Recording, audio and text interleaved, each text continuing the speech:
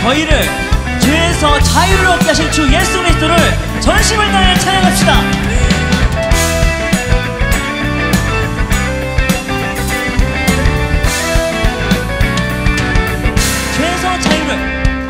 죄에서 자유를 얻게 하는 보혈에는요 주의 보혈 지옥을 이기는 승리되니 참 놀라운 능력. 2절로 고백합니다. 육체의 정욕을 이기림은 보혈에는요 주의 보혈 부정한 모든 것 밝히시니 참 놀라운 능력이로다. 주의 보혈 능력이 또다. 주의 피 믿으오 주의 보혈 그 어린 양의 매우 귀중한 피. 할렐루야.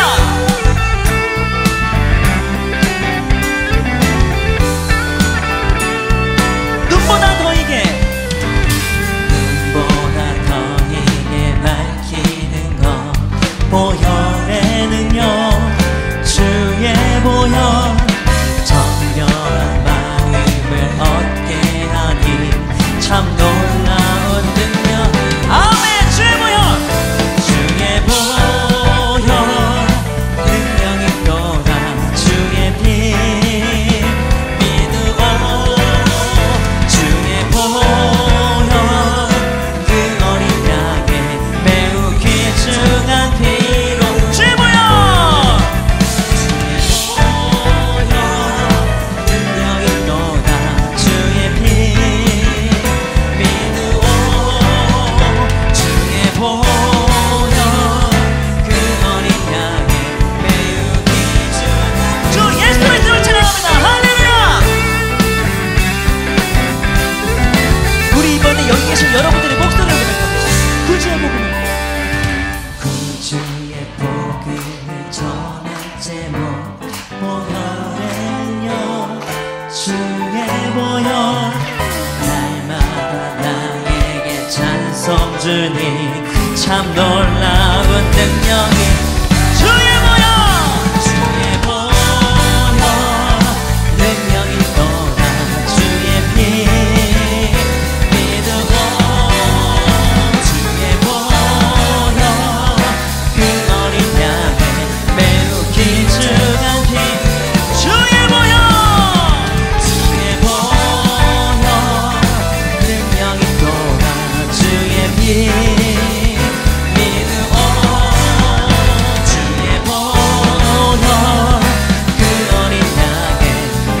우리 마지막으로 주님께 전심을 다해 선포합니다. 주의 보혈 오직 주님의 그 피만 믿습니다. 믿으오 주의 보혈 그 어린 양의 매우 귀중한 피. 아멘.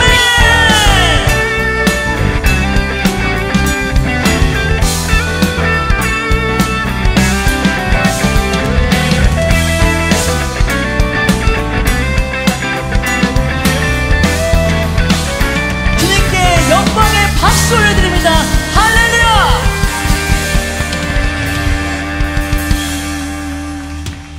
네, 다 같이 자리에 앉아서 찬양하시겠습니다.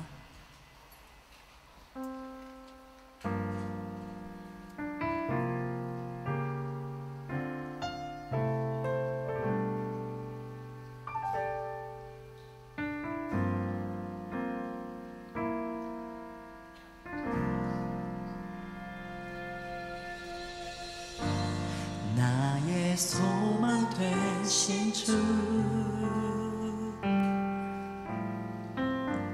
주를 바라봅니다.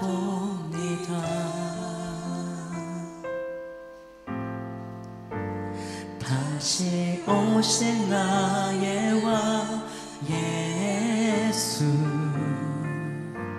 주를 기다립니다.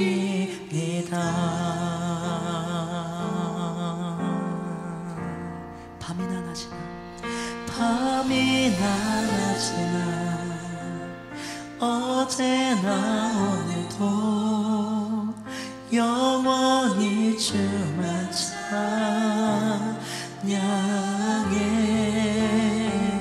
괴롭고 슬플 때 낭망하여 넘어져도 언제나 주만 찬양하겠네.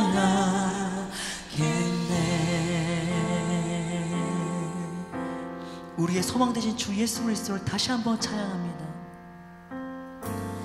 나의 소망 되신 주, 주를 바라봅니다. 다시 오실 나의 왕 예수,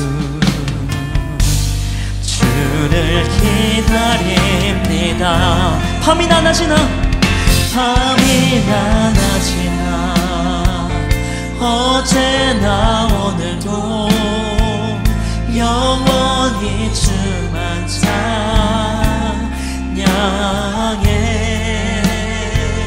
괴롭고 슬플 때 낭망하여 넘어져도 언제나 주만 찬양하.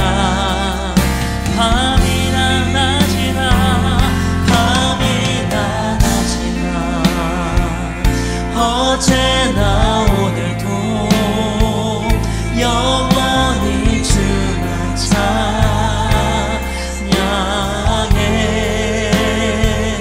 괴롭고 슬플 때 낭망하여 넘어져도 언제나 주만 찬양하. 밤이나 낮이나 밤이나 낮이나 어제나 오늘도 영원히 주만 찬양해. 괴롭고 슬플 때 낭망하여 넘어져도 언제나 주만 찬양. 우리 목소리로만 고백합니다. 괴롭고 슬플 때, 괴롭고 슬플 때 낭망하여 넘어져도 언제나 주만 찬양하겠네.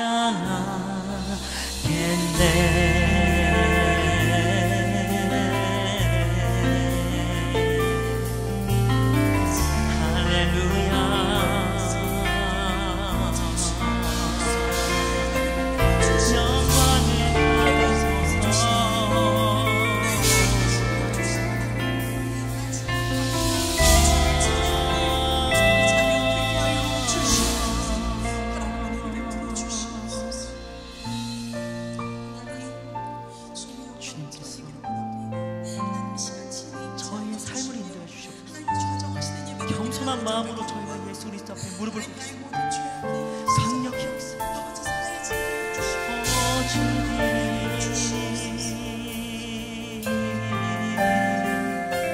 영광을 받으소서.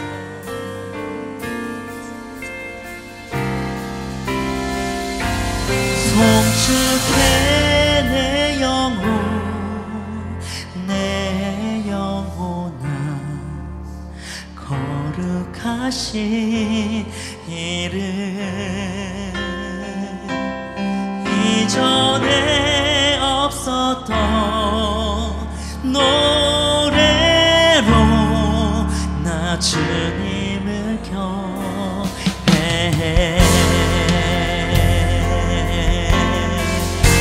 해가 뜨는 새 아침을 같네.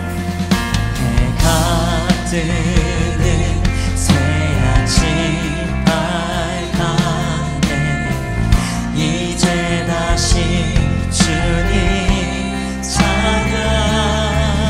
무슨 일이나 어떤 일이 내게 놓여도 저녁이 올 때 나는 노래해.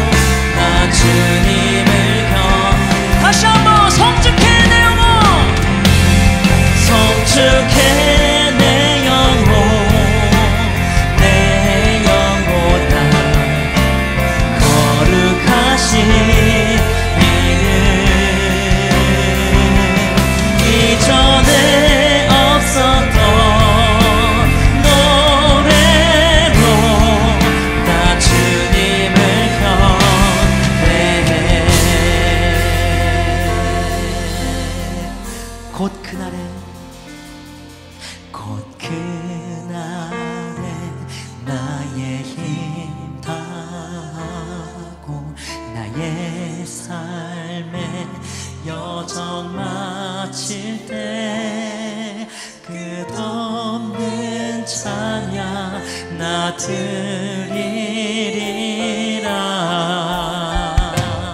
수많은 세월 지나 영원히 성축해 내 영혼, 성축해 내 영혼, 내 영혼아 거룩하신 이름. 이전에 없었던 노래로 나 주님을 성축해 내 영혼, 성축해 내 영혼, 내 영혼아 거룩하신 이름. 이전에 없었던 노래로 나 우리 마지막으로 두 손 앞에 들고 주님께 전심으로 고백합니다. 성축해 내 영혼, 성축해 내 영혼, 내 영혼아 거룩하신 이름.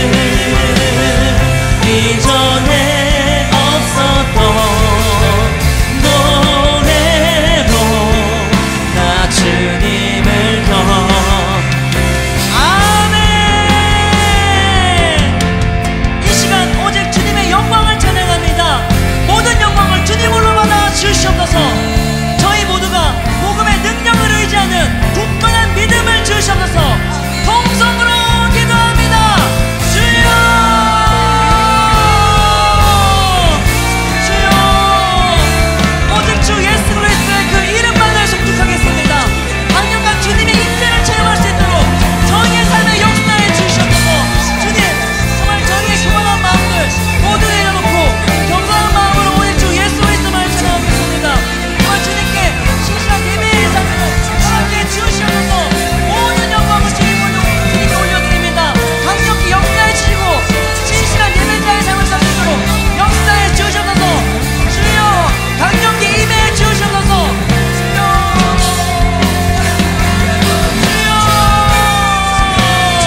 정말 우리의 삶에 역사하신 주 예수 그리스도를 우리가 전심을 다해 찬양합니다. 성령 인재 속에서 더욱더 강력한 인재, 정말 성령 충만을 주시옵소서. 주님께 모든 걸 맡겨드리는 그런 귀한 사명자로 살아갈 수 있도록 역사해 주시옵소서. 주님께서 역사해 주시옵소서. 강력히 임해 주시옵소서. 주여, 우리의 생사화복을 주장하시는 전능하신 하나님 아버지, 하늘과 땅과 계절의 호흡을 주관하시는 주님의 섭리 안에서 8월 첫주를 맞이하여 주님의 몸된 제단에 저희를 불러주시니 하늘에 계신 하나님 아버지 감사와 영광을 올려드립니다. 비가 머문 자리에 햇살이 스며들고 장마가 멈춘 곳에 새 생명 온기가 살아나듯이 삶의 무게와 세상의 더위 속에서 지친 저희 영혼도 오늘 이 복된 성일 예배를 통하여 우리의 심령이 회복되어지고 하나님의 인자 안에 들어가 영혼의 기쁨이 넘치는 성령 충만한 은혜를 누리는 복된 예배로 인도해 주시옵소서. 사랑의 주 예수님, 우리의 삶 속에 하나님의 인도하심이 언제나 함께 계셨음을 고백합니다. 8월이 시작되는 이 시점에서 이 땅의 불안전한 정치와 경제, 안보, 사회적인 혼란 속에서도 지치지 않게 하시고 늘 주님의 보호의 날개 안에 고요한 힘을 가질 수 있는 은혜를 베풀어 주시니 무한 감사합니다. 그러나 지난 한 주간도 하나님의 말씀보다 세상의 소리에 귀를 더 기울였고 기도의 자리를 지키기보다 분주한 일상의 마음을 빼앗겼으며 오냐고 겸손하지 못하며 부정적인 언어와 거짓과 우선의 마음이 쌓였고 사랑보다 정죄하고 판단하며 청진보다는 계산적으로 살았습니다. 주님, 저의 이기심을 예수 그리스도의 십자가의 보혈로 정결하게 씻겨주시고 우리의 죄를 주님 다 용서하여 주시옵소서. 주님, 진행된 유초등부 여름선교학교와 청소년부 수양회를 주의 은혜 안에 잘 마치 가신 것을 진심으로 감사합니다. 8월 13일부터 진행되는 청년 공동체 여름수련회를 떠납니다. 폭염 속에 가고 오는 길에 주님 함께 계시고 가는 곳마다 말씀의 씨앗이 뿌려지게 하시고 열매 맺게 하여 주시옵소서. 청년 공동체 속에 말씀에 목마른 심령들에게 심령의 단비를 부어주시고 영적 회복이 일어나는 수영회로 축복하여 주시옵소서. 주님, 많은 성도들이 휴가를 떠나는 계절입니다. 단순한 쉼을 넘어 어느 곳에 있든지 하나님의 창조의 손길을 묵상하는 거룩한 힘이 되게 하시고 세상 유혹을 이기고 주일 성수에 우선순을 두고 빛과 소금으로 사명을 감당하게 하여 주시옵소서. 또한 가을삭을 준비하고 있는 두 날개로 날아오는 건강 우리의 있기를 축복하여 주시옵소서. 15 선교사로 불러주신 박주한 예비 선교사에게 한량없는 주님의 은혜와 사랑을 감사합니다. 잘 준비되어서 파송제주에 역사해 주시옵시고 이 일에 모든 성도들은 보내는 선교사로서 늘 중보하며 선금에도 선교 헌금에도 마음을 다하여 실컷 하나님께 드려 은혜 내려 주시옵소서. 또한 회복캠프와 이적캠프에 성도들이 많은 참석이 있게 하시고 양육훈련과 제자훈련에도 특히 이번에 세워질 일꾼들, 장로, 권사, 안수집사 이들이 영적인 일에 게으르지 말고 더욱더 아버지한 충성된 아버지 일꾼으로 세워지는 역사가 있게 하여 주시옵소서. 우리 교회 그 작은 일과 사업과 자영업을 하는 사람과 성업의 종사자들 다 축복하셔서 교회 재정에 막대한 이익을 줄 수 있게 주님 축복하여 주시옵소서. 질고로 고통당하는 자녀들이 있습니다. 아버지, 그 고통을 하감하옵시고 속히 회복하여 주셔서 하나님께 영광 돌릴 수 있도록 인도하여 주시옵소서. 이 시간 말씀 선포하시는 우리 담임 목사님을 영육간의 강건함을 하시고 축복하셔서 성령 충만하게 하시고 하늘의 권세와 그 입술을 통하여 흘러나오는 말씀을 듣는 모든 성도가 영혼 깊은 곳에서 회개와 순종의 결단이 일어나게 하여 주시옵소서. 교회의 두 날개의 비전과 방향성을 바르게 인도할 수 있는 통찰력을 주옵시고 사랑으로 성도들을 품고 섬기시는 그 모든 목사님의 수고 위에 하나님의 위로와 축복 임하게 인도하여 주시옵소서. 내주하시는 사모님 늘 영육을 강건하게 지켜주시고 성령 충만함으로 맡은 상을 잘 감당하시도록 인도하여 주시옵시며 자녀들에게도 어떤 신령한 은사를 주시어 하나님께 아름답게 쓰임받는 자녀들에게 다 축복하여 주시옵소서. 주님, 이 시간 혹여 외로움과 상처에 짓눌린 자에게 위로로 말씀을 부어주시고 성령 충만함으로 한 사람도 은혜 밖에 머무르지 않게 하시고 모든 찬양과 기도, 말씀과 헌금이 하늘 보좌 앞에 향기로운 제물로 올려지는 예배로 축복하여 주시옵소서. 찬양대 찬양을 통하여 하늘문이 열리게 하시고 모든 성도들이 주의 임재를 경하며 한 주간의 삶 속에서도 주님의 이름으로 살고 복음의 나팔수가 되어 예수 그리스도의 제자로 세워지는 역사가 일어나게 인도하여 주시옵소서. 주님, 예배의 첫 시간입니다. 우리 예배를 받아주시옵소서. 나의 생명 되시며 나의 구원자 주인 되시는 예수님의 이름으로 감사하며 기도드리옵나이다. 아멘.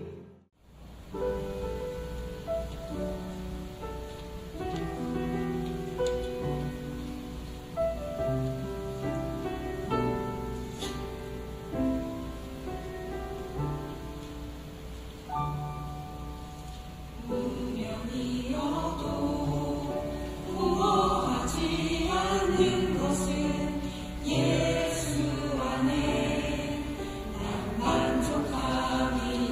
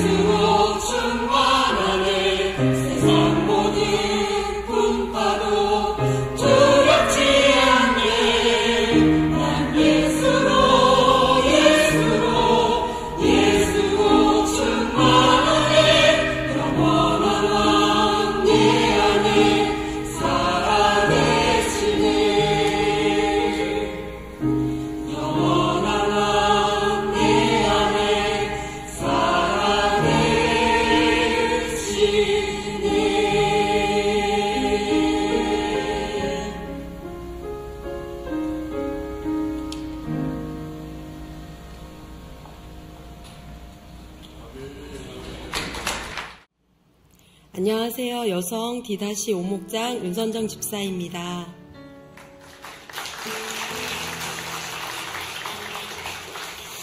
하나님의 부르심에는 후회하심이 없다. 저는 이번 아우리치를 통해 하나님 나라와 선교의 행복을 누리게 되었습니다. 저에게 아우리치는 핑계와 합리화로 차일피일 미루던 과제와도 같은 아우리치였습니다. 해마다 2번의 신청이 있지만 처한 환경과 상황에 치우쳐 매번 때가 되면 가겠지 하는 마음으로 내 생각에 갇혀 내려놓았습니다. 이번에는 때마침 직장을 쉬고 있었고 세계비전 제자대학 2학기 재훈련을 통해 제자 삼는 세계비전과 두 날개의 결론이 연합선교임을 깨닫는 은혜를 주시며 기대하는 마음으로 아우리치를 신청하게 하셨습니다. 첫날 출국해 도착한 필리핀 공항은 쏟아붓듯 내리는 비로 인해 이동이 쉽지 않은 예상치 못한 어려운 상황들이 펼쳐졌습니다. 그런 가운데 단기 선교사님들과 현지 사역자들이 우산도 쓰지 않은 채 비를 맞으며 이리저리 뛰어다니며 수많은 아우리치 참가자들을 이끌며 섬기는 모습은 정말 감동이었습니다.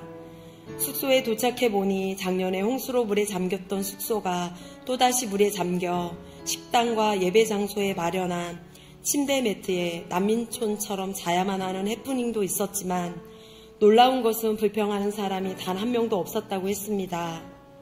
하나님께서 부르신 순종의 자리에 선 자들에게는 오직 긍정의 모습만 보여졌습니다. 비로 인해 계획된 일정이 미뤄지고 바뀌면서 입국 후 첫날은 전도의 현장에 바로 나갈 수 없었지만 비가 내리는 가운데서도 두날개 선교센터 부지와 마리끼나 교회를 방문하여 함께 기도했습니다. 선교센터 부지에는 잡초가 무성했지만 비를 맞으며 곳곳에 모여 기도하는 모습들을 보며 앞으로 선교센터를 통해 하나님이 하실 일들을 기대하는 마음을 주셨습니다. 마리끼나 교회가 코로나를 겪으며 예배당이 없어지는 위기가 있었다는 소식을 들었는데 도착한 마리끼나 교회에서는 당시 맨 땅에서 교회를 세우기 위해 함께 노력했던 우리 교회 기국 선교사님들의 헌신이 헛되지 않도록 하나님께서 선한 길로 인도해 주셨음에 감동이 되었습니다. 하나님은 첫날 저녁 예배를 통해 말씀과 기도로 우리의 마음과 생각을 지키라는 은혜를 주시며 선교의 현장이 영적 전쟁임을 깨닫고 기도로 준비하게 하셨습니다. 그동안 아우리치 간증자들로부터 들었던 연합선교의 뜨거운 역사는 같은 말 같은 마음 같은 뜻 되어 영혼을 살리고자 복음을 전하는 전도 현장에 있었습니다. 누구는 영어와 까탈로그어로 복음을 전하고 누구는 동정과 전도지를 준비하며 서로 돕는 자가 되어 한 번에 여러 명을 영적 기도와 동전 예화로 복음을 전하고 있었습니다. 누가 말하지 않아도 손발이 척척 맞았고 경험 많은 전도자는 시작 전에 미리 감당할 부분을 나누어 전도의 흐름이 끊기지 않도록 노하우도 보여주었습니다. 마닐라 지역에서 가장 기억에 남는 영혼은 같은 조가 되어 앞장서 돌격 마인드로 복음을 전하는 한 집사님의 모습을 보고 제가 도전받아 먼저 다가가 복음을 전했던 3명의 남자 아이들입니다. 아이들에게 더듬거리는 따갈로그어로 인사를 하며 복음을 전하자 그 아이들은 동전 예화까지 끝까지 복음을 들어주었습니다. 끝나고도 아이들은 저에게 많은 질문을 해왔습니다. 그러나 언어의 장벽으로 현지인 사역자가 대신 대답해주고 저는 옆에서 기도할 수밖에 없어 너무나 안타까웠습니다. 마리끼나 지역에서는 성인 자매와 한조가 되어 골목에서 전도하다 집으로 초청되어 들어가 제가 직접 복음을 전했던 27살의 미혼모 여성이 가장 기억에 남습니다. 텅 빈 방 안에 아무런 가구도 없이 4살쯤 된 여자아이를 키우는 엄마였습니다. 어둠에 사로잡혀 있던 이 영혼이 복음을 듣고 구원의 은혜와 꼭 행복한 삶을 살아가길 간절한 마음으로 복음을 전하고 기도했습니다. 감사하게도 해피미팅에 참석해 너무 기뻐 달려가 인사를 하고 웃어주었지만 더 많은 대화를 이어갈 수 없음에 답답하고 안타까웠습니다. 그럼에도 하나님은 복음을 다시 듣게 하셔서 너무 감사했습니다. 마지막 전도의 현장은 비가 갑자기 많이 내려 우산을 쓰고 복음을 전하다 비에 온몸이 젖고 전도책자가 젖고 있지만 누구도 비를 개의치 않고 끝까지 복음을 전하고 끝까지 복음을 들으며 놀라웠습니다. 한국에서는 볼 수도 없고 상상할 수도 없는 장면입니다. 필리핀 선교 현장에 있으니 그동안 제가 문제라고 여겼던 것들이 문제가 되지 않습니다. 전도의 현장에서 복음을 전하기에 바빴지만 어떻게든 그들에게 복음을 더 전하고 싶고 대화하고 싶고 그렇지 못하는 저의 한계에 간절한 이 마음이 영혼 사랑하는 마음임을 하나님이 뒤늦게 깨닫게 하셨습니다. 이번 아우리치를 통해 가난과 음란과 미혹의 영이 가득한 필리핀 땅과 그들의 영혼을 사랑하시는 하나님의 마음이 복음을 전할수록 더 느껴지며 내가 하나님과 가까이 있음을 발견하게 되었습니다. 목사님의 말씀을 들으며 해마다 2번의 아우리치를 통해 필리핀 땅을 준비하고 계시는 하나님의 일하심이 느껴졌고 그 영광스러운 자리에 내가 있고 내가 복음을 전하며 쓰임받고 있음에 감사했습니다. 이른 아침부터 늦은 저녁까지 일정을 감당하기에 몸은 피곤하지만 조별로 모여 나눔을 할 때면 모두가 기쁨과 감사를 고백하며 영적 전우회를 느꼈습니다. 저는 그 순간 제 아들이 힘든 상황에도 아우리치를 3번이나 가려고 했던 이유와 선교사로 헌신한 마음을 가지고 돌아올 수 있었던 것들을 발견할 수 있었습니다. 저녁 예배에서는 찬양을 통해 하나님 앞에서 기뻐 뛰며 춤추는 다윗과 같게 하시고 선포되는 말씀은 성령의 조명하심을 통해 마음과 생각을 다스려 주시는 것을 경험했습니다. 마치 제가 주일 예배를 위한 도구 기도를 감당하는 팀장으로서 예배의 중요성을 깊이 깨닫게 하시고 돌아가서 가을 사역을 어떻게 준비할지 하나님이 인도해 주시는 것 같았습니다. 아우리치가 은혜 중에 진행되던 중 한국에서 친정아빠가 투석 중에 산소호흡기를 꽂아야 할 정도로 어려운 순간이 있었다고 소식을 접했지만 순간 찾아오는 어려운 마음을 하나님이 다스려 주시며 걱정하지 말라고 위로해 주셨습니다. 예배하면서 제가 깨달은 하나님의 나라는 문제가 없는 나라가 아니라 하나님이 그 문제를 다스리고 통치하시는 나라임을 믿음으로 깨달으며 세상이 줄 수 없는 평강을 하나님은 저에게 주셨습니다. 셋째 날 감당하게 된 퍼포먼스는 예술적 은사가 없는 저에게는 순종하여 섰지만 마음의 부담이 컸는데 오히려 현장에서 돕는 은혜를 통해 그 시간을 기쁨으로 누리도록 마음을 다스려 주셨습니다. 함께 참여하신 목사님의 헌신된 모습과 실수하지 않고 잘하려는 부담을 내려놓고 온전히 이 시간을 누렸으면 좋겠다던 동역자들의 조언은 큰 힘이 되어 주었습니다. 마지막 헌신의 밤 예배 때는 저희의 부족함을 발견하는 힘든 직면도 있었습니다. 함께 참석한 청년이 하나님이 주신 영을 사랑하는 마음으로 눈물을 흘리며 나눔할 때면 함께 공감되고 눈물을 같이 흘렸지만 정작 내 안에는 동일한 영혼 사랑하는 마음이 부족하다고 느껴졌습니다. 기도짝들과 함께 기도했던 저의 기도 제목을 찾아보니 영혼 사랑하는 마음을 달라고 기도하지 못했음을 발견하고 하나님은 다시금 필리핀 아우리치를 사모하고 도전하는 마음을 저에게 주셨습니다. 그래서 저는 이번에 다시 신청한 겨울 아우리치에서는 메시지 전하는 것에 집중하지 않고 영혼에 집중하며 영혼 사랑하는 마음으로 복음을 전할 수 있도록 기도로 준비하려고 합니다. 끊임없이 아우리치의 참석을 권면하시며 이끌어주신 사랑하는 목사님 감사드립니다. 우기라는 날씨를 뛰어넘어 함께 참석하여 배려하고 끌어주고 밀어주며 행복한 시간을 만들어준 팀원들 너무 사랑합니다. 나를 포기하지 않으시고 여기까지 인도하시고 짧지만 나가는 선교사로 불러주신 가장 좋은 곳으로 늘 채워주시는 변함없는 나의 사랑하는 하나님께 모든 영광을 올려드립니다. 필리핀 아우리치 잘 되고 있습니다. 선교는 사랑이고 행복입니다. 감사합니다. 자, 우리 하나님 말씀은 마가복음 9장 30절로 32절의 말씀을 우리 한 목소리로 우리 석절을 함께 합독하겠습니다. 마가복음 9장 30절로 32절의 말씀입니다. 자, 한 목소리로 우리 합독하겠습니다.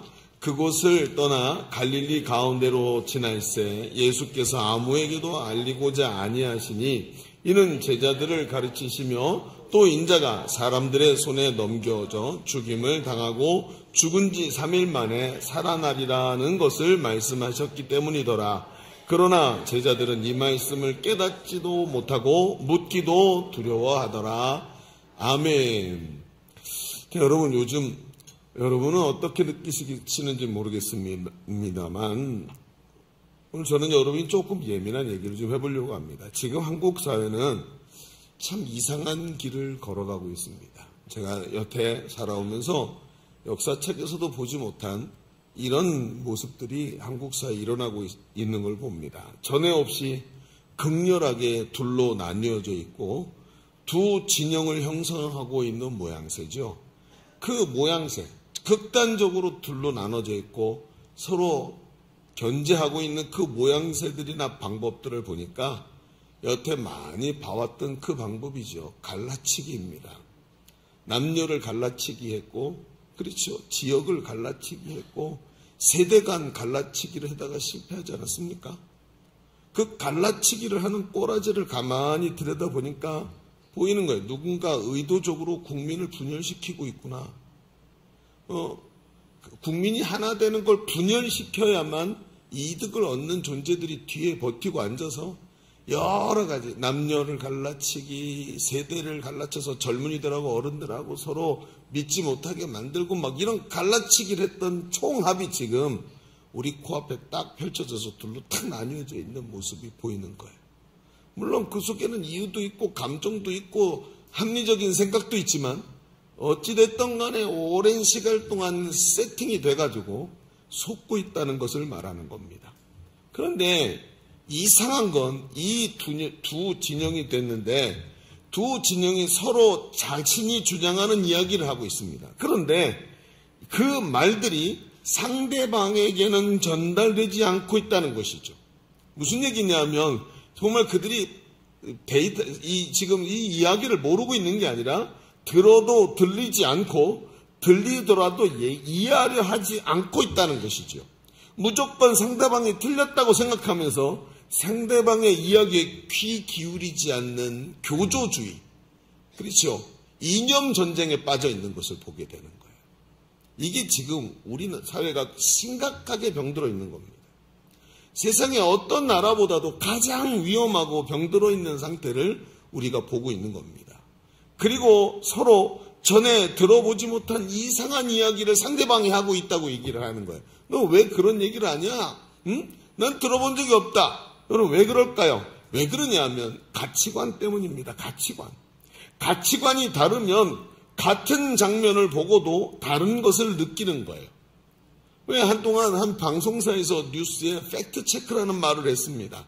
그러면 사실이 뭔지를 정확하게 취재하고 그 사실만을 이야기해 주겠다는 것인데 한번 생각해 보시죠. 정말 팩트체크가 되던가요? 그 방송사가 팩트를 말하지 않을 수도 있겠습니다만 그게 아니라 중요한 건 팩트가 중요한 게 아니라는 것을 점점 알게 됩니다. 우리의 마음이 어떤 마음을 먹었느냐에 따라 선택하게 되는 것이 팩트라는 거예요. 이걸 깨닫게 되는, 이게 사람이 사실이 뭐냐가 중요한 게 아니구나. 마음에 뭐가 들어있느냐에 따라서 뭐를 팩트로 선택하느냐가 사람을 움직이더라고요. 희한한 짓거리를 하고 있는 거지요. 가만히 보고 있으면 진실이든 거짓이든지 무엇을 믿을지 내가 결정하는 것, 이 내 가치관에 의해서 결정된 것에 의해서 진실과 거짓을 취사 선택하겠다는 거예요. 여러분, 예수님 당시에도 그런 일이 있었지요. 예수님께서 세례요한에 대해서 물으실 때 세례요한이 하늘로부터냐 사람으로부터냐 할 때 그 이야기를 듣고 사람들이 뭐라 그랬어요? 여러분, 그 유대인들, 사두개인들 이런 사람들이 모여가지고 뭐라고 얘기했냐면 세례요한이 하늘로부터인가? 아니, 하나님이 보내신 건가? 아니면 그냥 사람이 나와서 저렇게 소리 지르는 건가? 이렇게 말하지 않습니다. 뭐라고 말하죠? 자기에게 유리한 게 뭔지를 찾는 거예요. 그래서 우리는 알지 못한다고 말하지 않습니까? 사실이 뭔지, 하나님의 뜻이 뭔지 제일 중요하게 생각해야 될 사람들이 그런 일에는 관심이 없고 자기의 위치만을 생각하고 있었다는 거예요. 여러분, 잘 들으셔야 됩니다. 우리가 죄인이라는 것을 자꾸 잊어버려요. 우리는 거룩하지 않습니다. 하나님이 옳다 여겨주시고 충성되다 여겨주시는 거지. 우리 자신은 늘 죄 가운데, 예수를 믿었지만 육신이 죄에 반응하고 있는 거야. 그래서 앞에서도 우리가 우리 대표기도 하시는 분이 죄에 대한 사죄의 기도를 할 수밖에 없는 거예요. 그 사죄의 기도를 왜 맨날 교회만 오면 죄 졌다고 용서해달라 그러지? 그렇게 말하는 사람은 자기가 죄인인지 모르는 교만한 사람인 거예요. 육신을 갖고 있기에 구원받았지만 또 죄를 지을 수밖에 없는 처절한 위치가 우리 아닙니까?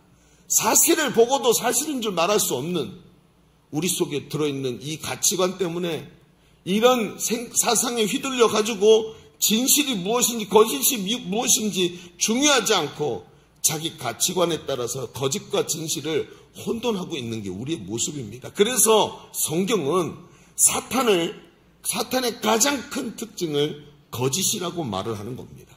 사탄은 거짓의 아비입니다. 여러분 아멘입니까? 마귀는 거짓말하는 존재예요. 그래서 거짓말을 성경은 가장 큰 죄 중에 하나로 우리에게 경고하고 있는 거예요. 거짓말. 속지 말으라는 거죠.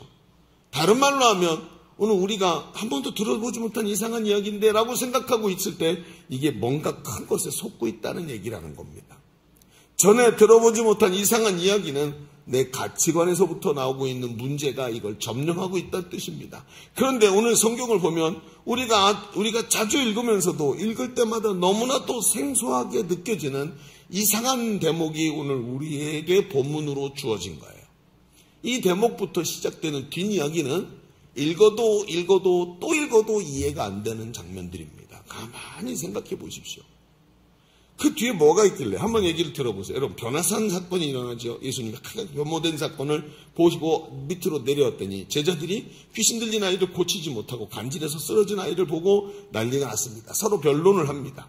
자, 그런데 예수님께 데리고 왔더니 예수님이 고치셨는데 제자들이 우리는 왜 이렇게 못합니까? 물었더니 기도 외에는 이런 이유가 나갈 수 없다. 이렇게 하시는 장면을 넘어서 그 뒷이야기가 오늘 우리가 읽은 장면입니다. 예수님께서 제자들과 함께 갈릴리로 가시는데 그 제자들은 지금 두려워서 떨고 있죠. 예수님이 내가 십자가에 죽게 될 것이다 하는 이야기를 하신 것 때문에 아니 여태 들어보지 못한 이상한 이야기를 하시니까 너무 충격을 받은 거예요. 자, 이 장면부터가 중요합니다. 왜 이상하게 느낄까요? 제자들은 3년 반이나 예수님을 따라다녔는데 한 번도 들어보지 못한 이야기를 하시는 것 같은 거예요. 이상하죠. 두렵습니다. 떱니다. 자, 그리고는 가버나움에 도착을 했어요. 그러면서 제자들에게 물어보십니다. 너희가 오면서 무슨 얘기를 했냐? 그랬더니 왜 그래요? 뒤에 그들이 큰 자 논쟁을 하고 있었습니다. 누가 크냐? 지금 네가 크냐 내가 크냐 내가 수제자 아니냐 이러면서 서열잡기를 하고 있었던 거예요. 마가복음 9장 35절에 예수님이 이렇게 말씀하시죠. 우리가 안 읽은 장면이니까 한번 읽어보겠습니다. 시작. 예수께서 앉으사 12 제자를 불러 이르시되 누구든지 첫째가 되고자 하면 뭇사람의 끝이 되며 뭇사람을 섬기는 자가 되어야 하리라. 이렇게 말씀하세요. 그러면서 어린아이 하나를 데리고 와서 큰 자가 누구냐? 섬기는 자다라고 말씀하시면서 어린아이 하나를 앞에다 딱 세우고 보여주시는 거예요. 37절에 누구든지 내 이름으로 이런 어린아이 하나를 영접하면 곧 나를 영접한 것이고 나를 영접하면 나를 영접한 게 아니라 나 보내시니 하나님을 영접한 것이다. 그러면서 어린아이와 하나님 나라를 연결을 시켜버리시는 장면이 나옵니다. 그리고 연결되는 41절로 넘어가면서 작은 자 하나를 실족하게 하지 말라는 말씀과 함께 범죄에 대한 아주 단호하고도 극단적인 말씀을 하시는 거예요. 마가복음 9장 43절 한번 읽어볼까요? 시작. 만일 내 손이 너를 범죄하게 하면 찍어버리라. 장애인으로 영생에 들어가는 것이 두 손을 가지고 지옥 곧 꺼지지 않는 불에 들어가는 것보다 이야 예수님 급발진하시네요. 극단적이고 무서운 얘기를 막 뿜어내시는 거예요. 그리고 막 이야기를 하시다가 이 지금 우리가 읽은 9장이 탁 마무리되는 마지막 절인 50절에 예수님께서 또 이해가 안 되는 한마디를 탁 던지고 끝내시는 거예요. 뭐라고 말씀하시죠? 소금은 좋은 것이로되 만일 소금이 그 맛을 잃으면 무엇으로 이를 짜게 하려? 너희 속에 소금을 두고 서로 화목하게 하라 하시니라. 와, 자, 이 말씀이 이해가 되십니까? 솔직히 말해서 저도 잘 이해가 안 됩니다. 읽었고 알고 마가복음을 그렇게 여러 번 보고 이 장면을 또 읽으면서도 뭐 다 달락달락 이해가 되니까 하고 하지만 이 말씀은 굉장히 어렵습니다. 왜 그럴까요? 앞뒤가 안 맞습니다. 들어보지 못한 이상한 이야기입니다. 다시 말해서 우리가 가진 가치관과 분명히 뭔가 다른 이야기를 하고 계시는 거예요.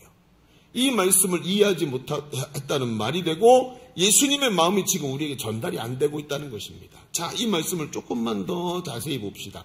왜 이런 말씀을 하시는 걸까요? 이 말씀이 들어보지 못한 이상한 이야기가 아니라 우리 마음속에 수긍이 되고 이해가 되고 심지어 넘어서 아멘이 되는 하나님의 말씀으로, 축복의 말씀으로 받아들여지는 귀한 시간이 되시기를 바랍니다. 자, 그러면 이제 주보 3면을 펼쳐놓고 한번 이제 말씀을 본격적으로 좀 보십시다. 자, 오늘 말씀의 제목은 들어보지 못한 이상한 이야기라고 얘기를 해놓고 이 얘기를 해봅시다. 저는 오늘 일부 예배 때 좀 테스트를 해봤어요. 다 이해를 하시나 했더니 이해가 된대요. 이해가 되고 은혜가 된다. 이래 만약에 오늘 여기 이해가 안 되고 은혜가 안 된다면 문제가 있는 거예요. 자, 눈 크게 뜨고 보셔야 됩니다. 나는 일부 예배 성도들보다 좀 낫다 생각되시면 집중을 하고 들어보십시다.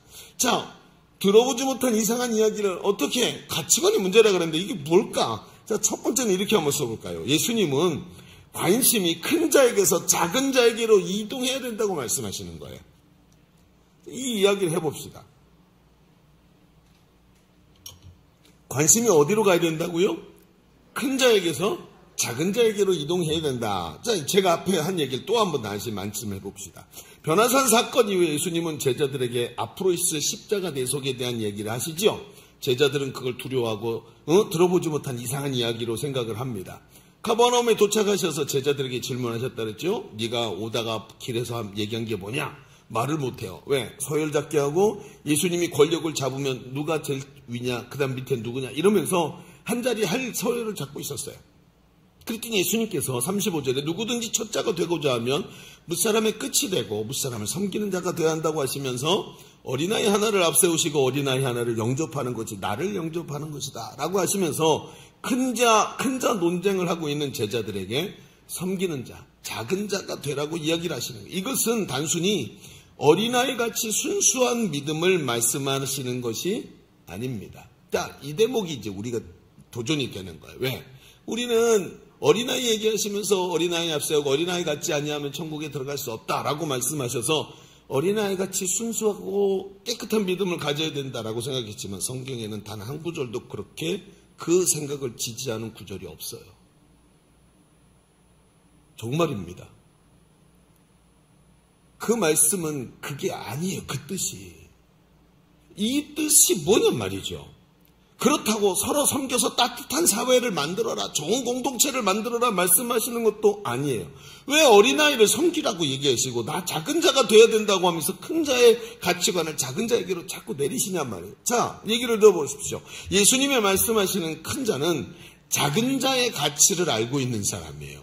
예수님은 이제 곧 시작되는 하나님 나라를 바라보고 계십니다. 예수님이 십자가에서 죽으시고 부활하시면서 죄와 사망에서 그 피로 우리를 값주고 사서 하나님 자녀 삼아주시는 줄로 믿습니다. 여러분 아멘이십니까? 예수님의 십자가 사건이 죄와 사망을 물리치고 우리를 죄에서 건져 하나님의 자녀 삼으셨단 말이에요. 이 십자가로 시작될 하나님 나라, 그게 어디 있습니까? 누가복음 17장 21절에 보면 예수님이 이렇게 말합니다. 또 여기 있다 저기 있다고 할 것도 아니요, 있다고 못하리니 하나님의 나라는 너희 안에 있느니라.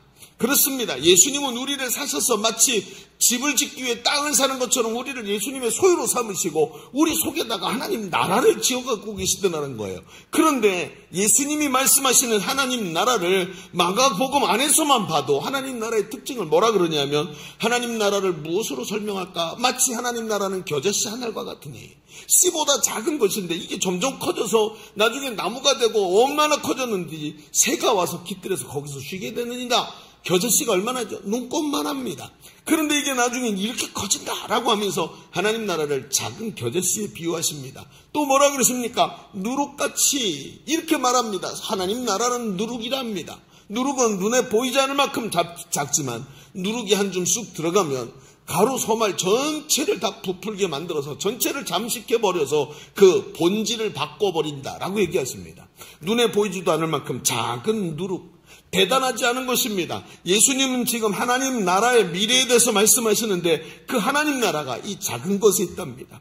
여러분 예수님 눈앞에 있는 이 제자들이 앞으로 예수님께서 승천해서 떠나가신 이후에 이 땅에서 지극히 작은 어린아이 같은 이 미숙한 사람들을 찾아서 뭘 해야 됩니까? 예수님 마지막에 뭐라 그러시죠?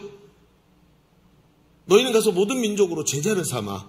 그렇죠. 그들을 제자를 삼아라. 세례를 주고 내가 너희에게 분부한 걸 그들에게 가르쳐서 그들도 지키게 만들어라.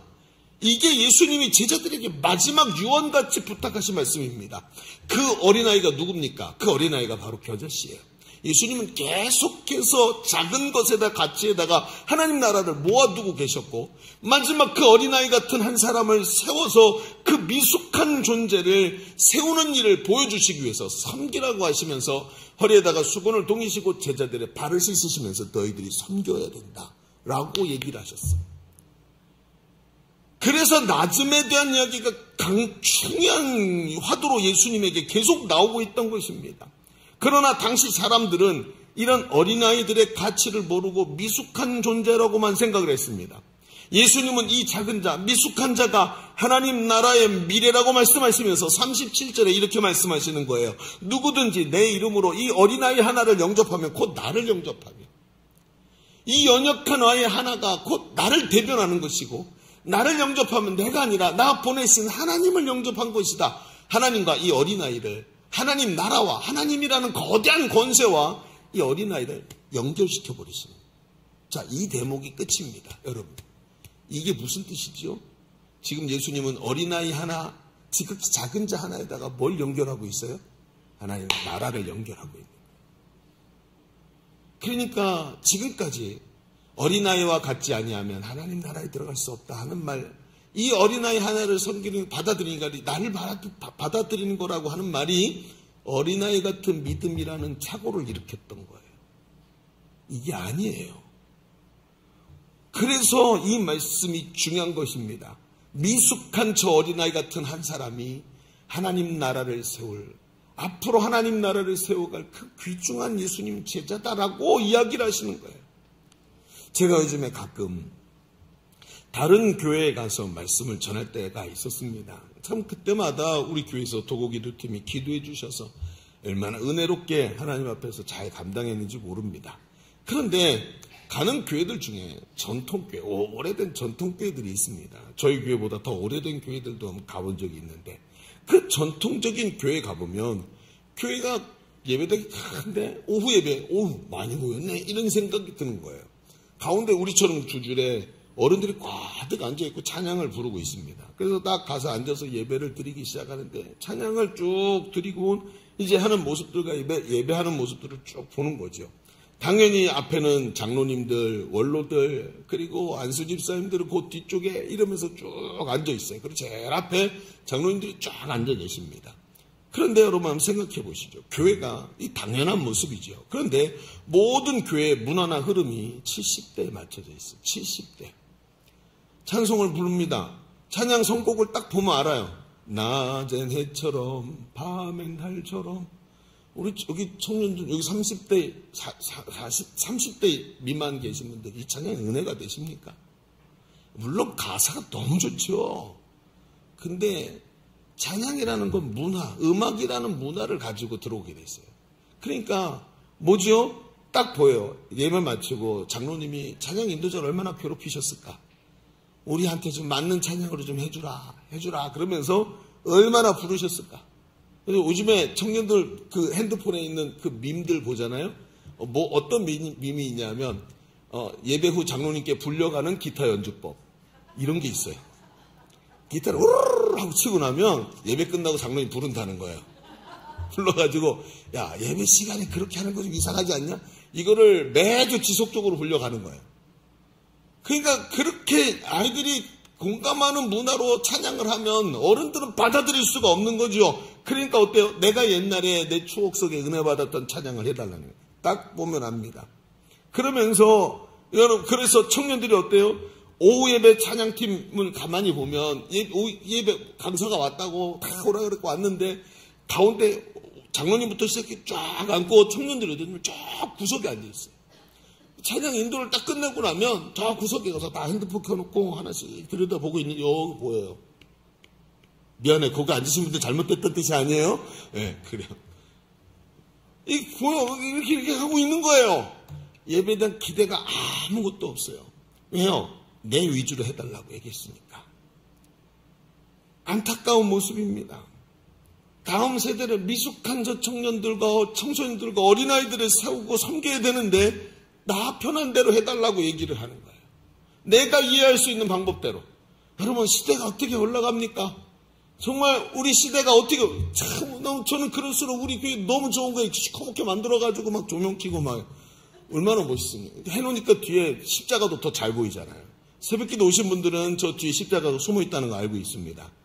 그래서 새벽기도 때 이 스크린 거두면 저 뒤에 십자가가 멋지게 나옵니다. 보고 싶으세요? 궁금하세요? 새벽기도 나오십시오. 그럼 됩니다. 여러분, 예수님이 말씀하시는 큰 자는 하나님 나라 가치를 알고 있는 사람입니다. 이 하나님 나라에서 이렇게 적은 자, 작은 자, 이제 막 예수 믿고 이제 복음이 뭔지 이제 막 깨달은 사람, 이제 사방이 뭔지 몰라가지고 천방지축 돌아다니는 저 청년들, 예배 시간에 핸드폰 켜놓고 보고 있는 저 모습들이 하나님 나라에서 정말 큰 자가 되어야 될 사람들이라는 것을 알고 있어요. 그래서 인내하면서 한 영혼을 섬기고 그 섬기는 사람이 큰 자다라고 예수님 말씀하시는 거예요. 오늘 우리 오후에 재직 헌신 예배를 합니다. 우리 교회는 재직 훈련을 따로 하지 않고 이때 몇 년에 한 번씩 임직을 할 때 재직 훈련을 이제 헌법에 맞췄고 재직 훈련에 이제 날짜가 있으니까 그 날짜 때에 맞춰가지고 합니다. 그리고 오늘 이 재직 헌신 예배를 시작으로 내년 봄까지 임직의 과정을 쭉 진행하게 됩니다. 임직자를 선출하고 투표하고 그리고 그 피택된 사람들과 또 모든 재직들이 이미 재직으로 서리집사 이상 재직되신 분들이 훈련을 하고 이제 마지막에 임직식으로 다 마치게 됩니다. 여러분, 그런데 한번 생각해 보시죠. 우리 교회가 어떤 교회입니까? 제자 삼는 교회입니다. 이게 교회 본질로 아예 뿌리를 바꿔버리고 뼈대를 바꿔버렸습니다. 오늘 본문의 말씀이 우리 교회에 살아있어야 할 줄로 믿습니다.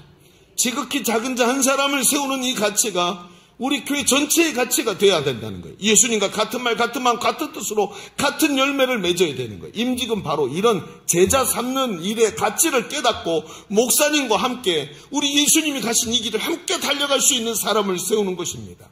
한 영혼을 예수님의 제자로 세우기 위해 모든 것을 투자하는 교회. 사리 분별이 안 되는 어린 신앙인, 이 어린 사람들을 예수님의 제자로 세우기 위해서 인내하고 품에 품고 사랑하고 섬기면서 예수님의 디아코노스, 일꾼으로 세우는 그런 교회. 이게 교회가 되어야 되지 않습니까? 임직을 할 때마다 목사님들이 거기 교회는 임직 어떻게 했어요? 하고 물어봅니다. 왜?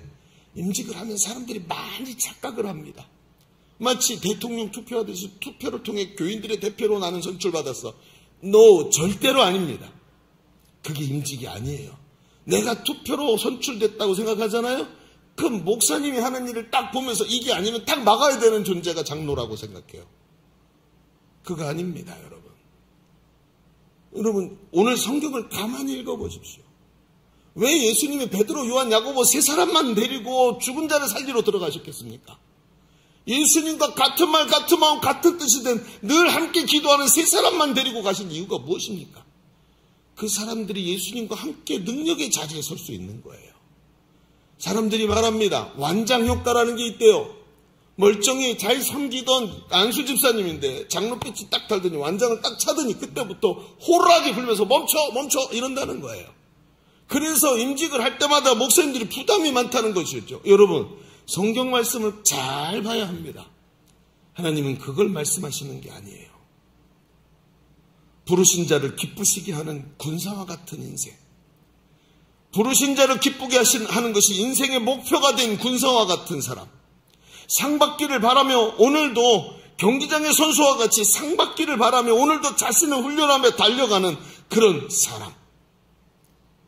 오늘도 잘 안 되는 것 같아도 분명히 기쁨으로 단을 거두게 될 것을 알기에 오늘도 눈물로 씨를 뿌리는 밭의 농부와 같은 일꾼. 이런 사람이 임직자입니다. 하나님 앞에서 신령한 멍에를 메고 오늘도 정말 낮아져서 작은 자 하나를 섬기기 위해서 자기의 모든 것을 투자할 수 있는 그런 가치를 깨달은 사람. 이런 귀하고 아름다운 이 일꾼들이 우리 예일교에서 많이 세워지기를 주님의 이름으로 축원합니다. 자, 첫 번째 길 좀 정리해 봅시다.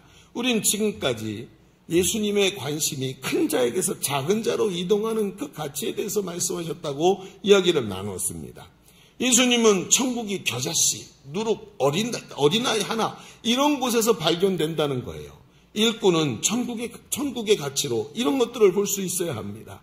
지극히 작은 자 하나를 소중히 보는 안목, 관심이 큰 자가 아니라 작은 자에게로 이동해서 나 편하는 게 아니라 다음 세대를 세우고 하나님 나라를 세우는 것에다가 모든 가치가 집중된 사람, 연약한 사람을 하나님 나라의 주역으로 보는 가치, 이것이 얼마나 중요한지 알고 그 일을 해야 되겠다고 말하고 그 일에 모든 것을 투자하는 사람, 마치 밭의 보화를 발견한 사람이 자기 모든 것을 투자해서 그 밭을 돈 주고 사는 것처럼 이 모든 것의 가치를 알기에 모든 것을 내가 해야 되겠다고 확신하는 사람, 바라기는 이런 예수님의 말씀이 전에는 들어보지 못한 이상한 말씀이 아니라 내 인생의 목표가 된 거룩한 일꾼들이 우리 교회에 세워지기를 바랍니다. 우리의 관심이 대접받는 큰 자가 되는 것이 아니라 작은 자의 가치를 알고 작은 자를 세우는 큰 자들이 가득한 교회가 되기를 주님의 이름으로 축복합니다. 자, 그런데 오늘 이 말씀을 보면 문제가 끝나질 않아요. 왜냐하면 그 뒤에도 들어보지 못한 이상한 얘기가 또 나와. 아니 도대체 뭐요? 오늘 9장 43절부터 나왔던 앞에 읽었던 그 얘기요. 내 손이 범죄하거든 찍어버리라. 예수님 급발진하는 이 얘기는 들어도 부담스러워요. 장애인으로 영생에 들어가는 것이 두 손을 가지고 지옥 곧 꺼지지 않는 불에 들어가는 것보다 나으니라. 손이 범죄하거든 찍어라. 발도 찍어라. 눈도 빼버려라. 야, 이게 참 끔찍하지 않습니까? 왜 예수님이 이렇게 과격한 표현을 쓰실까? 그러니까 앞에 뭔가 작은 자에 대해서 얘기를 하고 알겠는데 갈수록 계산이에요. 자, 우리는 이런 생각을 할 수 있어야 돼요. 성경이요, 읽다가 뭔가 앞뒤가 잘 안 맞잖아요? 그럼 이렇게 생각해야 돼요. 징검다리 하나가 빠졌구나. 뭐가 지금 빠진 거지? 이런 생각해야 돼요. 여러분, 예전에 징검다리 건너보셨나요? 요즘에 징검다리 건너봤냐 했더니 다 해봤대요. 그래서 어디서 징검다리 건너봤어? 그랬더니 청계천에 가면 있대요. 그래서 그거 진짜 징검다리가 아니고요. 옛날에 저기 안양천이 있잖아요. 옛날 안양천 되게 넓었어요. 근데 그 안양천이 옛날에 하수 작업이 안 돼가지고 물이 평상시에는 한 무릎까지밖에 안 오는 물이 계속 흘렀단 말이죠. 근데 그 다리가 없으니까 거기다 징검다리를 놨어요. 그래서 사람들이 그 징검다리를 진짜 건넜고, 저는 어렸으니까 저희 아버지가 등에다 업고 징검다리를 건너셨던 기억이 아직도 나요. 근데 어느 날 비가 많이 왔는데 지금 딱 건너려고 갔더니 징검다리 하나가 쓸려 나간 거예요. 그래서 여러분, 우리 아버지가 저를 업고 뛰어넘을 줄 알았어요. 근데 제가 나중에 커서 알았죠. 우리 아버지도 다리가 짧다는 거예요. 그땐 몰랐어요. 저보다 더 짧으시고. 그래, 말하면 안 돼요. 예. 그때는 몰랐죠. 그걸 나중에 알게 돼. 그리고 나중에 보니까 어떻게 돌아가갖고 큰 돌을 어른들이 이제 큰 돌하고, 그때는 돌 갖고 안 되더라고요. 깊으니까. 포대자루 있잖아요. 모래포대. 그걸 몇 개 갖다가 이렇게 해갖고 징검다리 연결하고 밟고 지나가게 됐어요. 여러분, 지금도 마찬가지입니다. 말씀을 이렇게 듣는데 뭔가 이해가 안 되고 앞뒤가 안 맞는 것 같아요. 그러면 생각하셔야 돼요. 뭔가 징검다리 하나가 빠졌는데. 이렇게 생각하셔야 돼요. 뭐가 빠졌을까요? 자, 두 번째 이렇게 한번 써볼까요? 오늘 우리에게 필요한 징검다리는 바로 소금의 이미지예요. 소금의 이미지. 소금 이야기가 빠진 거예요. 아까 분명히 목사님 마지막에 소금 얘기를 했는데, 그렇죠? 이 소금 메시지가 좀 있어야 되는 거예요. 자, 이야기를 조금만 더 펼쳐가 볼까요? 우리는 예수님의 이 과격한 표현을 이해하기 위해서 앞에 제자들과 대화를 좀 봐야 됩니다. 38절부터 40절에 보면 제자 중에 한 사람인 요한이 예수님을 따르지 않는 어떤 사람이 예수님의 이름으로 귀신을 내쫓았다. 그 얘기를 듣고 쫓아가갖고 우리를 따르지 않는 사람인데 니네 멋대로 우리가 이 예수의 이름의 권세가 우리한테 특허가 있는데 니네가 왜 써? 막 이러면서 해가지고 금지시켰다는 거예요. 그러면서 예수님께 보고를 했더니 예수님이 진짜 이해하기 힘든 말을 했다 그랬죠. 마가복음 9장 39절 40절 한번 읽어볼까요? 이번에는요. 자, 눈 크게 뜨시고 자, 읽어봅니다. 자, 시작. 예수께서 이르시되 금하지 말라. 내 이름을 의탁하여 능한 일을 행하고 즉시로 나를 비방할 자가 없느니라. 우리를 반대하지 않는 자는 우리를 위한. 자, 이거 뭘까요? 어떤 이게 그룹 간의 손익계산 뭐 이렇게 하는 걸까요? 그게 아닙니다. 이 말씀의 의미는 지금은 앞뒤를 가리지 못하고 잘 이해도 못해. 우리 가운데 들어오지 않았으니까. 예수님의 제자가 되지 않고 밖에서 지켜보다가 야, 예수의 이름이 능력이네? 그러고 썼단 말이죠. 그 예수의 이름이 능력이라는 걸 알고 와, 하나님이 이 이름으로 역사하시네. 이걸 알고는 있지만 예수님의 제자가 되지 않은 사람, 아직 깊이 들어오지 않은 사람, 천방지축 나대는 모습이지만 이 사람이 결국 바로 그 작은 자라고 얘기를 하시는 거예요. 어떻게 하냐고요? 그 바로 다음 절인 41절부터 이 작은 자에게 물 한 그릇이라도 주면 그 상을 잃지 않는데요. 그러니까 예수의 이름으로 명령해서 귀신을 쫓아냈는데 제자가 안 된 사람에 대해서 얘기를 계속 연결하는데 이 작은 자에게 물 한 그릇이라도 주면 상을 잃지 않게 되고 이 작은 자를 실족하게 하면 차라리 연저맷돌을 목에 걸고 물에 빠지는 게 낫다 하시면서 그러면서 연결해서 하실 말씀이 뭐예요? 범죄에 대해 얘기했는데 그 범죄가 다 뭐예요? 자기 행위 범죄, 손으로, 발로, 눈으로 범죄하는 것을 말하는 거죠. 만약에 입까지 갔으면 혀를 뽑아버려라 뭐 이런 얘기까지 하셨을 거예요. 그러면 이 얘기가 뭘 의미하는 거죠? 앞에 있는 이 아직도 천방지축이고 뭔가를 알지 못하면서 막 예수의 뭐 어쩌고 저쩌고 이런 얘기를 하는 이런 나대는 사람들, 아직도 부족하고 연약한 사람들을 내 발로, 손으로, 눈으로 실족시키는 것에 대해서 이렇게 급발진하고 얘기를 하시는 거예요. 하나님 나라의 미래를 얼마나 중요하게 보시는지, 제자로 세워지는 이 한 사람, 하나님 나라를 짊어지고 앞으로도 그 심령의 하나님 나라를 사방으로 확장해서 땅 끝까지 가야 되는 그 한 사람을 하나님이 얼마나 소중하게 보고 계신지를 말하는 거예요. 제가 이번에 아우니치를 5명 갔죠. 저까지 5명, 4명이 간 거예요. 웬간하면 이 정도면 안 갑니다. 일정도 많고 하는데 뭐 한두 번 가봤어야죠. 뭐 해외여행으로 재밌어야 가죠. 가서 죽도록 고생하는 거 다 알고 있는데 왜 갔을까요? 거기 2사람이 있었습니다. 우리 윤 집사님까지 합치면 3사람이고, 그렇죠? 2사람 청년회가 있었어요. 제가 기도하면서 얘네 둘은 선교사로 헌신한다 확신하고 있었거든요. 그래서 간 겁니다. 이번에 인도에 우리 교회에서 3분이 지원을 하셔서 인도 아웃리치를 3분이 준비하고 계세요. 3분을 딱 이름을 보고 제가 안 간다 그랬어요. 죄송합니다. 제가 안 갑니다. 왜? 왜 안 갈까요? 왜 안 갈까요? 거기에 선교사로 나갈 사람이 없어요. 그렇죠? 그냥 만약에 제가 같이 가면 그냥 거기 가서 같이 그냥 활동하다 오는 것뿐이 안 되기 때문에 거기까지 같이 갈 수 있는 여력도 없지만 안 간다고 얘기를 했습니다. 그럼 잘 들어보십시오. 한 사람의 그 가치를 아는 것이 바로 이런 겁니다. 사람 사실 말이죠. 참 얄밉고 어디서나 좀 밉상인 사람이 있습니다. 어떤 사람일까요? 이제 막 시작해놓고 뭐 아는 척하고 앞에서 나대는 사람. 잘 알지 못하고 까부는 사람이 제일 밉상이죠. 목장에서도 이런 사람은 대접을 잘 받지 못합니다. 뭐가 나가지고 성품이 뭐나 있어서 항상 사람들에게 부딪히고 머릿속에 뭐 회로가 하나 잘못되어 있는 건지 이상한 행동을 자꾸 하고 그러면서도 어디서 본 건 있어가지고 아는 척 자꾸 끼어들고 까부는데 실제로 제대로 하는 것은 하나도 없고, 그렇죠? 이런 사람 보십시오. 처음에는 연약한 지체니까 하지만 시간이 갈수록 밉상이죠. 당연히 어때요? 참아주기가 어렵습니다. 말이 가끔 한 번씩 가시돋친 말이 나오고 심지어 묵상 안에는 그걸 못 참고 왕따시키는 사람들도 생깁니다. 그런데 예수님은 이 부분에서 그래서 예수님이 급발진을 하시는 거예요. 42절에 또 누구든지 나를 믿는 이 작은 자들 중 하나라도 실족하게 하면 차라리 연자맷돌이 그 목에 베어 바다에 던져지는 것이 낫다.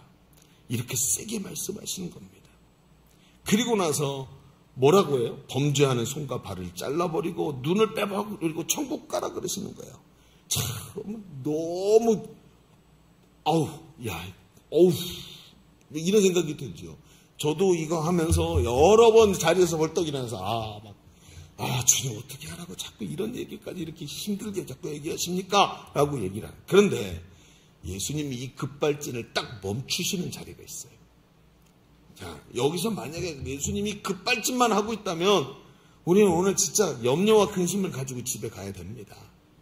근데 예수님 급발진을 딱 멈추시는 자리가 있어요. 그게 어디냐? 바로 소금이에요. 소금. 예수님은 이 지옥에 대한 이야기 막 하나님께서 징벌하신다 막 이런 얘기를 하시면서 불로 소금치듯 한다. 이 소금이라는 단어를 딱 꺼내시더니 바로 그 다음 절에 소금이라는 이미지를 바꿔버리세요.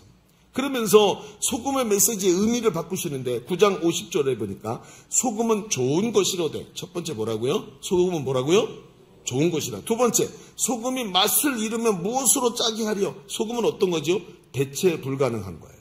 그렇죠? 세 번째, 너희 속에 소금을 두고 서로 화목하라 하고 세 가지 얘기를 한 문장에 딱 하시는 거예요. 이러면서 모든 얘기를 다 정리합니다. 자, 소금을 얘기해 봅시다. 소금은 좋은 것입니다. 그런데 여러분 보십시오. 예수님이 말하는 소금은 조금 전에 말씀드렸듯이 대체 불가능한 겁니다. 소금이 없으면 짜게 할 방법이 없어요. 그러면 너희 속에 소금을 두고 화목하라는 얘기는 무슨 뜻일까요? 무슨 얘기냐면 네가 바로 그 대체 불가능한 사람이 되어야 된다는 거예요. 이게 지금 예수님이 제자들에게 가장 중요하게 얘기하시는 부분입니다. 네가 바로 그 대체 불가능한 소금이 되어야 된다라고 얘기하시는 거예요. 여러분, 우리 시대가 이제 AI 시대라 그러죠. 벌써 인공지능 로봇이 사람을 대체하기 시작합니다. 제가 어디 영상을 보니까, 뉴스를 보니까 거대한 배가 이제 떠다니죠. 근데 그 배들이 정기적으로 도크에 올라가서 물 바깥으로 나와서 도크에 올라가서 밑에서 그 거대한 배를 밑에서 속칭 말하는 깡깡이 작업을 해야 된대요. 밑에 따개비도 붙고 부식을 하니까 망치 가지고 따개비를 다 깨서 떨어뜨리고 부식된 거 다 깨트려 가지고 그 다음에 어떻게 해요? 다시 청소를 한 다음에 페인트 칠을 해야 배가 계속 다닐 수 있다는 거예요. 그런데 이걸 어떻게 하냐면 로봇이 대체하는, 로봇 한 대 가지고 그 거대한 거를 하니까 여러분 수많은 인력이 필요한데 그 수많은 인력을 쓰지 않게 됐다는 거예요. 그러니까 어떻게 되죠? 수많은 사람이 뭘 한 거예요? 실직을 한 거예요. 로봇이 개발됐다라고 얘기하고 과학기술이 발전했다고 얘기하지만 여러분 그것 때문에 수많은 가장이 직업을 잊어버렸어요. 그리고 배를 도크에 얹지도 않고 물속에다 띄워놓고 청소를 밑에다 하는 거예요. 난리가 났습니다 지금. 그러니 어떻습니까? 여러분 그러면서 얘기합니다. 많은 사람들이 앞으로 더 많은 직업이 없어진답니다. 더 많은 직업이 없어진다. 그랬더니 어떤 사람이 이러는 거예요. 그 얘기를 들으면서 최고 먼저 없어지는 직업 중에 하나가 쭉 나오는데 무슨 계산원 뭐 이런 거 사람 있죠. 그리고 뭐 하더니 거기 회계사가 있는 거예요. 회계사가 있는데 한 사람이 그러는 거죠. 회계사는 안 없어진대요. 왜 안 없어지냐 그랬더니 회계사는 꼭 필요하대요. 왜냐하면 가라장부를 작성해야 되기 때문에. AI는 가라를 작성하지 못하기 때문에 이게 대체 불가능한 거래요. 바로 이런 겁니다. 이런 게 대체 불가능한 거예요. 이게 저는 여러분에게 불법을 얘기하는 그게 아니고요. 유니크하고 아무도 대체할 수 없는 그런 것이 여기서 얘기하고 있는 대체 불가능이에요. 너희 속에 소금을 두고 화목하라. 무슨 얘기죠? 대체할 수 없는 가치를 이 속에다가 집어넣으라는 거예요. 내가 없어서는 안 되는 사람이 되라. 그 자리에서 가장 가치의 중심에서 서서 꼭 필요한 소금 같은 사람이 돼야 된다는 거예요. 자, 여러분 생각해 보십시오. 사람의 행동은 가치에서 나옵니다. 가치에서 나오기 시작해야 이 일이 쉬운 거예요. 여러분, 저는 제자 삼는 목회를 합니다. 그래서 제가 가끔 다른 동기다 친구들을 만나서 가끔 사역 얘기를 하잖아요. 제가 하고 있는 사역을 물어봐서 대답을 해주면 사람들이 깜짝 놀랍니다. 아니 어떻게 그렇게 하냐고, 새벽기도 안 가냐고, 밤 늦게까지 어떻게 양육을 하고 그렇게 하냐고 얘기를 합니다. 여러분 그들은 시켜도 못합니다. 왜냐하면 저와 같은 가치를 갖고 있지 않기 때문이에요. 그런데 저는 이게 너무 좋은 거예요. 여러분 단 두 사람밖에 제자대학이 없는데도 그 두 사람하고 밤 11시 12시까지 앉아서 하나님 앞에서 제자의 삶에 대해서 이야기하고 가슴 뜨거워서 서로 붙잡고 함께 기도하는 게 이게 저희 인생의 가장 큰 행복이에요. 예수님 제자가 세워지는 게 한 사람만 변화될 수 있다면 저는 밤이라도 세울 수 있습니다. 그런데 이런 가치가 없으니까 내 새벽기도 안 해? 이런 얘기를 하는 거예요. 여러분 사람의 행동은 가치에서 나와요. 그러니까 가치에서 나오지 않은 행동은 그 사람 자신에게 고통입니다. 왜? 하나하나 전부 다 나와는 다른 삶을 살아야 되니까. 만약에 세상 쾌락을 즐기는 사람에게 그거 죄다 하지 마라 라고 얘기한다면 그 사람을 옥죄고 그 사람에게 고통을 줄 겁니다. 그런데 그 사람의 마음속에 그보다 더 고귀한 가치를 가르쳐주기 시작하면 이걸 하라고 얘기해도 안 합니다. 이게 얼마나 헛된 것인지 알고 여기 투자했던 돈, 여기 투자했던 시간, 여기 투자했던 게 아무것도 아니라는 걸 깨닫는 순간부터 이걸 가지고 정말 소중한 일을 하고자 자기의 남은 얼마 안 되는 남은 삶을 거기에 투자하기 시작하는 거예요. 이게 가치입니다. 임직자는 가치가 뚜렷하게 세워져야 됩니다. 할렐루야. 행동 하나하나 율법적으로 이렇게 해야 됩니다. 저렇게 해야 됩니다. 이래서 나오는 일이 되는 사람이 돼서는 안 됩니다. 이 안에 소금을 두고 화합하는 사람. 이 안에 가치가 들어있어서 시키지 않아도 그 일을 하고 누가 하지 말라고 해도 몰래라도 하고 누가 가로막으면 싸워서라도 그 일을 하는 사람. 이게 가치가 들어있는 사람입니다. 이 사람, 이 하나님께서 오늘 예수님께서 말씀하시는 소금의 메시지가 바로 이것입니다. 여러분 앞쪽 이제 이번 주일이 지나면 교회 곳곳에다가 임직자의 조건을 붙일 것입니다. 성경에 말하는 바울서신에 써있는 거기 임직자, 교회 임직자에 대해서 쫙 얘기하죠. 뭐 가정을 다스리는 사람, 술에 임박히지 않은 사람 쭉 쓰겠지요. 교회에서 말하는 사람, 충성된 사람, 주일 성수하는 사람, 11조 하는 사람. 여러분 이런 기본적인 이야기가 자꾸 걸려서는 안 돼요. 이건 뭐죠? 가치관이 아직 세워지지 않아요. 하나님이 통치하시는 게 내 인생이라고 생각하지 않고 열심히 내가 돈 벌어서 사는 게 내 인생이라고 생각하는 가치관이 다른 거예요. 이런 기초적인 것 가지고 걸리면 안 돼요. 이거 신앙의 기초가 안 된 것을 거론해서 되겠습니까? 전에 말입니다. 어떤 분이 임직을 할 때가 됐는데 은근히 기대를 하고 있었어요. 뭐를? 나 이번에 권사가 되겠지? 근데 자기 이름이 불리질 않았어요. 뒤에서 많은 얘기를 했습니다. 근데 문제가 뭔지 아십니까? 11조를 안 해요. 제가 신방을 하면서 몇 번 하나님 앞에 11조 생활을 하십시오 권면을 했는데도 알겠습니다고는 안 해요. 여러분 이런 기본적인 거 안에서 여러분 문제가 되면 되겠습니까? 나중에 이분이 그거 삐져가지고 다른 교회로 옮겼습니다. 해프닝입니다. 이거 이렇게 돼서는 안 되는 거예요. 여러분 이런 분들에게 11조 하세요. 이건 얼마나 고통스럽겠습니까? 왜요? 가치가 들어가 있지 않기 때문에. 하나님 나라라는 걸 잘 모르기 때문에 그런 거예요. 사람이 세우는 나라, 사람이 만드는 나라를 사는 사람이 아니라 하나님 나라의 사람이 돼야 되지 않습니까? 소금 같은 일꾼은 말입니다. 행동 하나하나도 너무 중요하지만 그 행동 하나하나를 잘하려고 노력하는 것보다 더 중요한 게 그 마음이 하나님 나라 거기에 꽂혀 있어요. 그래서 행동은 자연스럽게 나옵니다. 마치 어떤 줄 아십니까? 마치 저 상해에다가 임시정부를 세웠던 독립운동가 같은 마음으로 하나님 나라가 저 구름 뒤에 와 서 있으니까 그 나라가 여기 올 것을 알고 이 나라를 하나님 나라를 이제 세워야 되니까 나는 임시정부를 세우는 사람, 마치 하나님 나라의 독립운동가 같은 마음을 가지고 하나님 나라를 바라봅니다. 그 나라를 세우려는 간절한 소망을 가지면 행동이 자연스럽게 나오지요. 가치를 깨닫고 그 가치를 가지면 가치대로 행동을 합니다.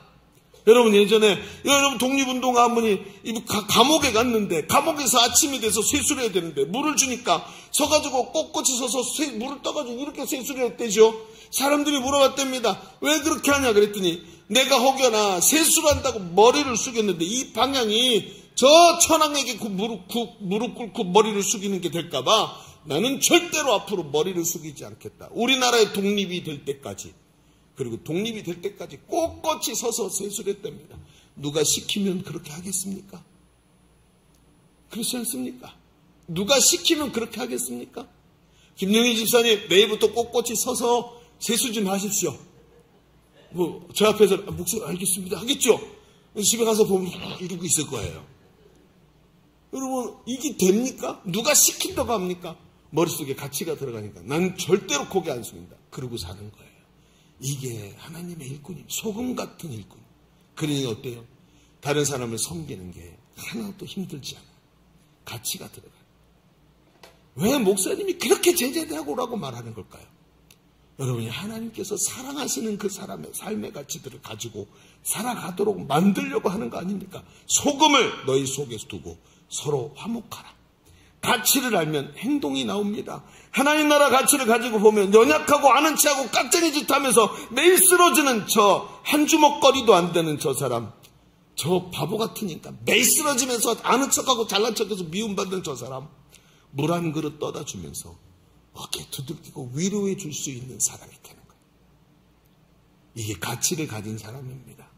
이 사람이 예수님이 말씀하시는 제자 삼는 일꾼, 바로 디아코노스가 아닙니까? 이런 소금의 가치를 가진 대체 불가능한 소중한 일꾼들이 우리 예일교회에서 많이 나오기를 주님의 이름으로 축복합니다. 말씀 마무리하십시다. 우리는 시작하면서 우리 예수님의 말씀이 전에 들어보지 못한 이상한 이야기로 들려서는 안 된다고 얘기를 했습니다. 하나님 나라 가치를 깨닫지 못하면, 제자 삼는 세계 비전의 가치로 보지 못하게 된다면 예수님의 말씀은 이상한 이야기로 들리게 됩니다.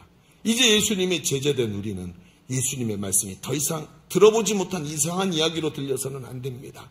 하나님 나라 백성답게 오늘도 하나님 나라 가치로 무장해서 대체 불가능한 소금 같은 하나님의 일꾼으로 세워지시기를 바랍니다. 부르신 자를 기쁘시게 하고 상받기를 위해 눈물로 씨를 뿌리며 오늘도 달려가는 우리 예일교회와 우리 앞으로 세워질 모든 임직자들 되시기를 주님의 이름으로 축원합니다.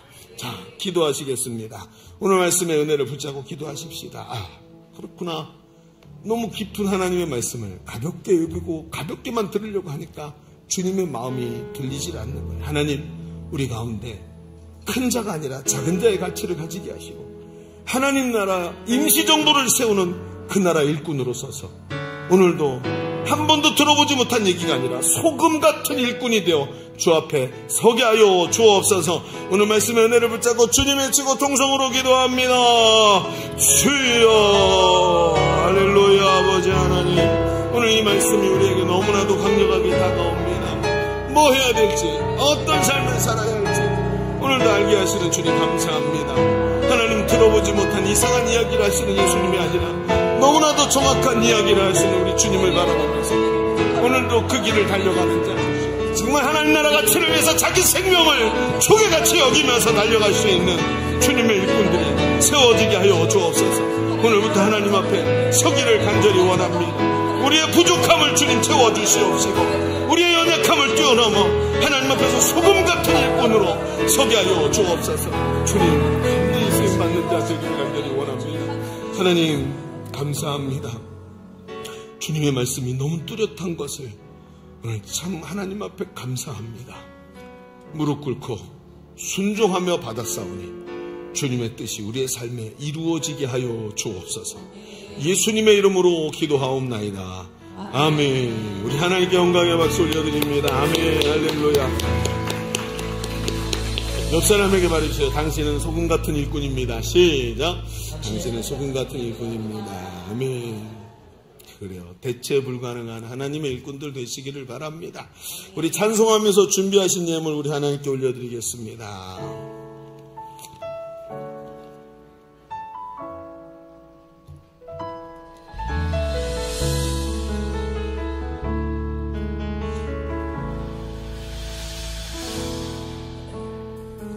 이 땅에 내 삶이 비록 버겁더라도 주님의 선하심 나 믿으며 가리. 이 작은 자통에 주가 이뤄 가시니 감사로 사는 삶 나 살기 원하네.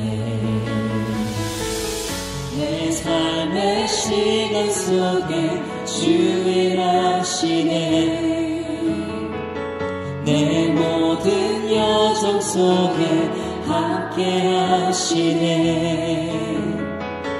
깊고도 크신 주의 영광을 나 보리라.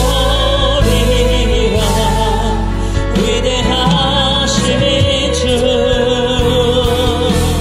나는 주님께 속한 자 되어 주의 나라 위해 전심으로 살리라. 주의 마음에 합한 자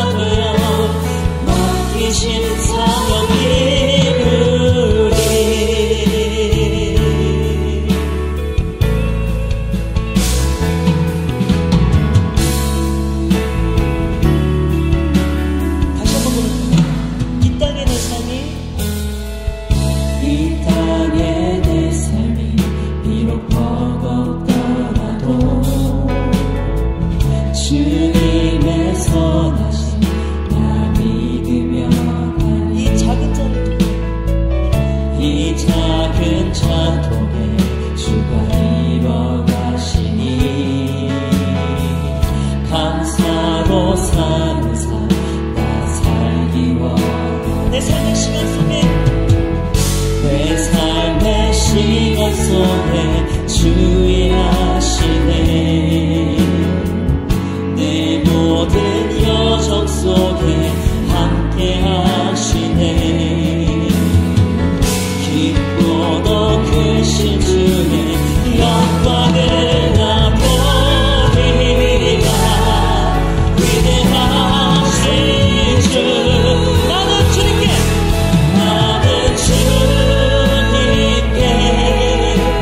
속한 자 되어 주의 나라 위에 진심으로 살리라 주의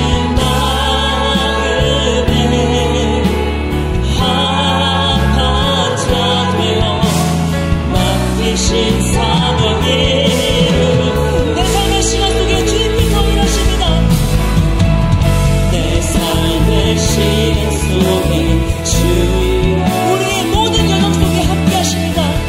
내 모든 여정 속에 함께 하시네 깊고도 크신 주님 영광을 나 보리라 위대하신 주 나는 주님께 나는 주님께 속한 자 되어 주의 나라 위에 전심으로 살리라 주의 마음에 합한 자 되어 맡기신 사명이 나는 주님께